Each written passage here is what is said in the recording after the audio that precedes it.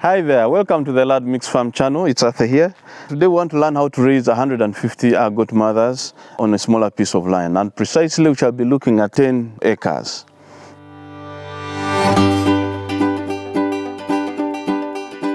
As we all know, it is increasingly becoming difficult to acquire land, especially expansive land. So we have to make use of the available resources, but be able to produce massively.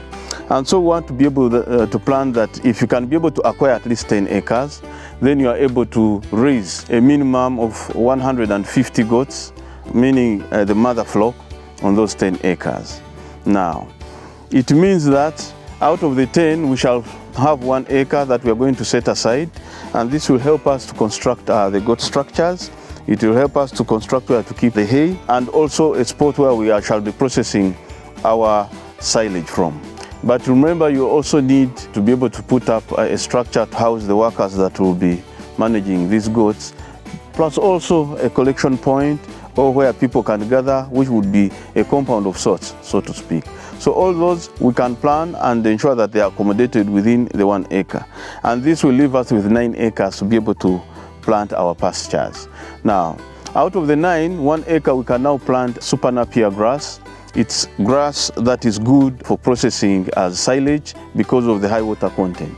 But in an acre, once planted well, you can be able to at least harvest between 180 to 200 tons of grass, and that is high volume. So if you plant it, for instance, and after 3 months, you should be able to start, harvesting. The first time you have to wait for 3 months. Thereafter, you'll be waiting for between 45 to 65 days. It's best harvested, of course, when it is at least 1.2 meters, that's when it is best, when it is still tender and soft. And that's how they process that. So you'll be able to know the number of time you can be able really to harvest it in a particular year. Then for the other 8 acres, we can now plan to plant the other different pastures which you shall be able to harvest as hay. There are a number of varieties out there. We have the Bracharia Mulatto, we have the Chloris Guyana, we have the alfalfa, which is the best. All those can be harvested, and then you actually cut, leave them to wither a bit, and then process them and keep them as hay in your hay barn. Now, each acre out of the 8 will be able to give us a maximum of at least 10 tons. Remember, these pastures, you will not get the high volumes as you do when you plant the super napier. But the super napier can only help us if we are processing silage. But for the hay, the 8 acres, we can be able to at least harvest 10 tons per acre, and that will give us at least 80 tons. So it's advisable that if you're going to go into intensive farming where you're going to do zero grazing and be able to have that number, at least 150 goat mothers on 10 acres, you start by planting the pastures and setting up the structures and so forth. Then you start harvesting them, and then you process that.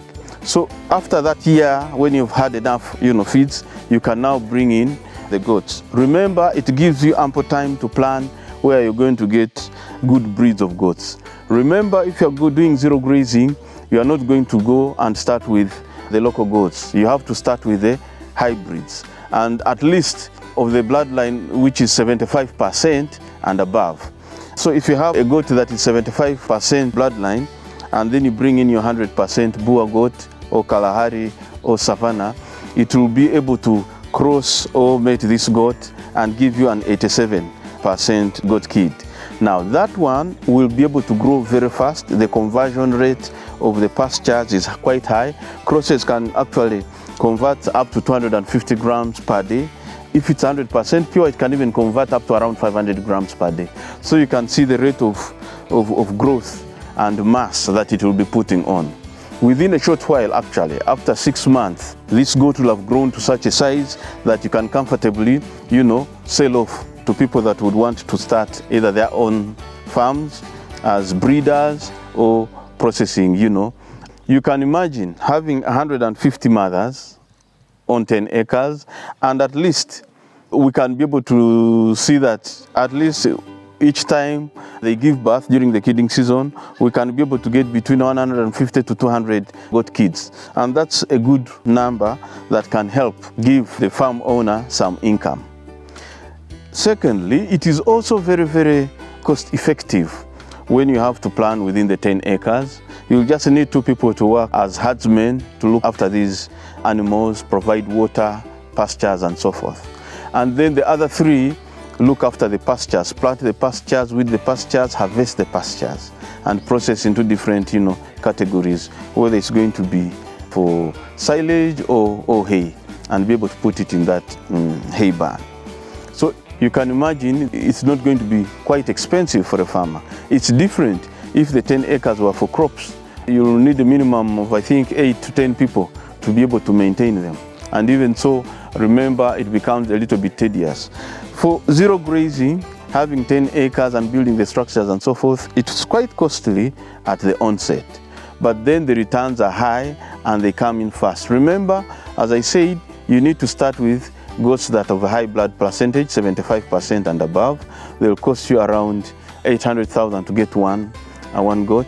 But remember, the returns are so high as well. If it gives birth to twins, that means in 6 to 8 months, each of those ones you'll be selling it between 700 and 8,000. Already within 1 year, you'll have recovered that money that you injected in that particular goat. So if you have the resources, you should be able to do that. It's quite costly at the beginning, but then it is worth it now. For the pastures, you need to be able to secure them from the right sources and be able to plant them right. People out there will tell you they have pastures, but you'll end up getting pastures that are not germinate very well.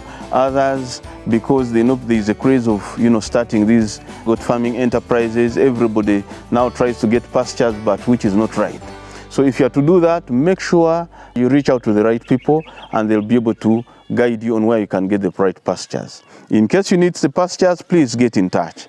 I don't have them per se at the farm. I only have super napier cutting that I can support people with at a small fee. But the other pasture seeds and so forth, I can be able to guide you where at least I'm sure they're not going to rip you off. In constructing these structures, again, there are so unscrupulous dealers on social media, on Facebook and so forth. Be careful where you get your people to be able to construct these goat structures for you. These are people who should have an address and you can be able to reach out to and be able to visit also. So if you actually also need to be able to put up a goat structure, reach out to me on this line on the screen and I can be able to help you set it up. We can agree on the terms and so forth. It is an investment that is worth it. Avoid dealing with people on social media that you are not sure of.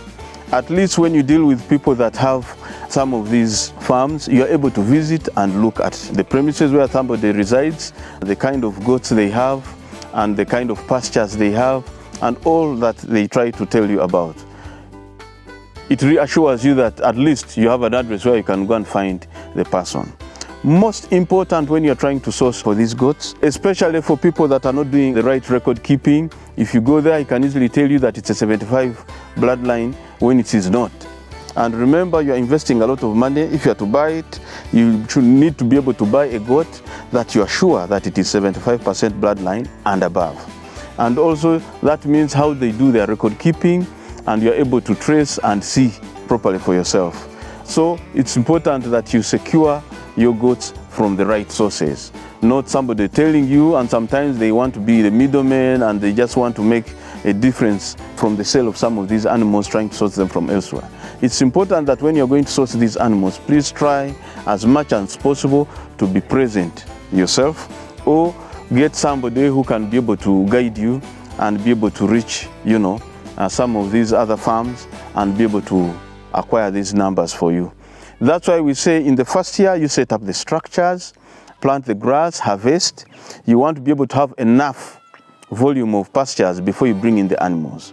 So as you continue feeding your animals, you are able to harvest after I think 1.5 months and be able to replenish and increase on the volume.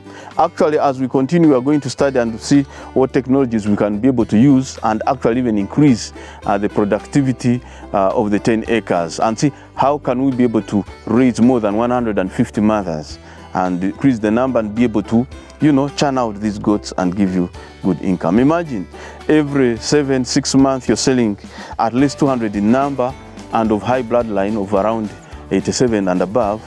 That's very good income for a farmer. It is worth the investment. So you only need to make sure that you put the right systems in place. identify the herdsmen that are going to be able to look after your goats. As I told you, if you start with 2, but they must be very passionate, and you can be able to gauge as you try to source them. Then get the management in place. You should be able to get a very fine manager that will be able to run your farm when you're away. Remember, sometimes you're not going to be available if you're somebody in the diaspora, or if you're going to be present, still you need somebody, that is also hands-on, is quite knowledgeable, or is willing to learn, because nobody acquires knowledge overnight. But if they are willing to learn, then they become a better bet, because you are able to stay with them longer. Then you are going to also incur some expense in terms of having a consultant, especially practical consultants. People who have farms can be able to reach your farm and be able to see how your workers are doing their work, how they are doing the processes and so forth, and be able to provide that corrective action. It's better you incur that cost, because remember, you have injected in a lot of money. And then at least you are assured. If you're available and you're present, still you'll need this second eye from some people out there to be able to guide you and take you through. This is knowledge sharing. So if you also feel you want those such services, reach out to us and we can be able to journey with you and be able to agree on how we can be able to support one another. So I've told you that the sky is the limit. Just take a bold step, acquire the 10 acres of land. It could be anywhere, where you feel that you can be able to access it. And as I said, I'm encouraging you to go for around 10 acres. Don't think of, a lot of so many acres and so forth. Rather save that money and inject it in, getting the good breeds, the right pastures, and constructing this house. So all this we can be able to support you. At Large Mix Farm, we have also started the process of building goat structures for people that are interested in having raised goat structures, and be able to make sure that they start on a good note.